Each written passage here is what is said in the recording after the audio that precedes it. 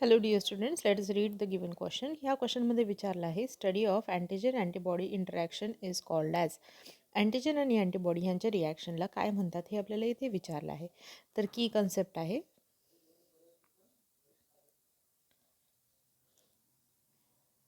Antigen antibody reaction, antigen and antibody interaction.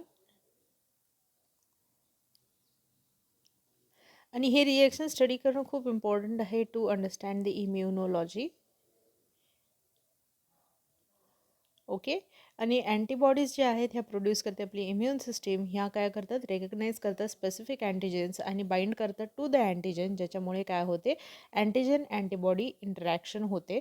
आणि ह्यामुळेच काय होणार आहे, आपला इम्युन रिस्पॉन्स जो आहे हा ट्रिगर होतो. Okay, so it triggers the immune response in our body.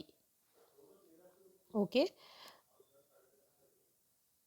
So hence ही जी टर्म आहे ह्याला आपण जी यूज करतो दॅट इज अँटीजन अँटीबॉडी रिॲक्शनला किंवा इंटरॅक्शनला, त्याला आपण म्हणतो किंवा त्याला स्टडी करणाऱ्या ब्रांचला आपण म्हणतो सेरोलॉजी.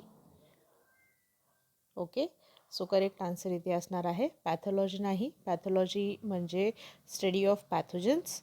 त्यानंतर आहे दुसरं दिलं आहे इथे endocrinology. Endocrinology is a study of endocrine systems. आणि मग दिला आहे immunology, study of the immune system and related to the it. ठीक आहे, बाकीचे सगळ्याच्या कन्सेप्ट्स येतात त्याच्यामध्ये, दॅट इज इम्युनॉलॉजी. ओके, आणि मग लास्ट दिला आहे आपल्याला इथे serology. This is the correct answer, that is option D. I hope it is clear to you. All the best. Keep learning with PW.